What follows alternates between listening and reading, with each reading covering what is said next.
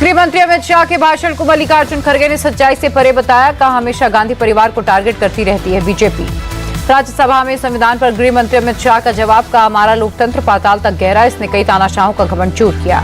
शाह बोले, संविधान लहराकर विपक्ष ने झूठ बोला। बताएं, महाराष्ट्र में ईवीएम खराब, झारखंड में ठीक कैसे? कांग्रेस चुनाव हारती है तो ईवीएम को दोष देती है। शाह बोले, तुष्टीकरण के लिए मुसलमानों को आरक्षण देना चाहती है कांग्रेस। संविधान में धर्म आधारित आरक्षण की इजाजत नहीं, जब तक बीजेपी है तब तक ये संभव नहीं। शाह ने कहा, नेहरू के समय ही तुष्टीकरण की शुरुआत हो गई थी, इसलिए वो मुस्लिम पर्सनल लॉ बोर्ड लेकर आए। कांग्रेस को तुष्टीकरण, परिवारवाद और भ्रष्टाचार छोड़ना होगा। शाह ने कांग्रेस को आरक्षण विरोधी बताया। कहा, कांग्रेस ने ओबीसी आरक्षण को लाइब्रेरी में रख दिया। राजीव गांधी ने पिछड़ों के लिए आरक्षण का विरोध किया था। एक देश एक चुनाव बिल पेश करने को लेकर वोटिंग, पक्ष में 269, विपक्ष में 198 वोट पड़े। कांग्रेस बोली, सरकार के पास 2/3 बहुमत नहीं। एक राष्ट्र एक चुनाव विधेयक पर मतदान के दौरान गैर हाजिर रहने वाले करीब 20 सांसदों को नोटिस जारी कर सकती बीजेपी। सभी सांसदों को सदन में रहने के लिए जारी किया था व्हिप। चंद्रबाबू नायडू की पार्टी टीडीपी ने बिल का समर्थन किया। कहा, एक साथ चुनाव से देश का पैसा बचेगा। टीएमसी ने one nation one election bill को संविधान के ढांचे पर हमला बताया। कहा, राज्य की विधानसभाएं केंद्र के अधीन नहीं। टीएमसी सांसद कल्याण बनर्जी बोले, बिल से चुनावों में कोई फायदा नहीं होगा, ये सिर्फ एक व्यक्ति को खुश करने के लिए लाया जा रहा।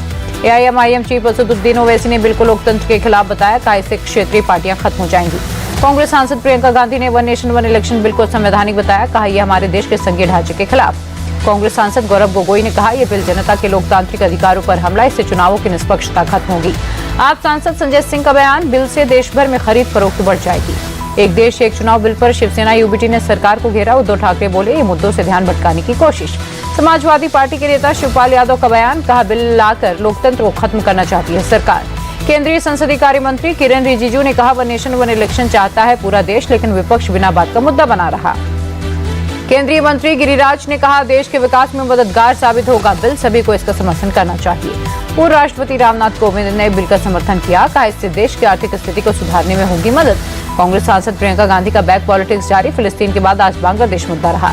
प्रियंका गांधी के फिलिस्तीन वाले बैग पर सीएम योगी का अटैक। कहा, कांग्रेस सांसद फिलिस्तीन का बैग लेकर घूम रही हैं और हम इजरायल में युवाओं को रोजगार दिलवा रहे।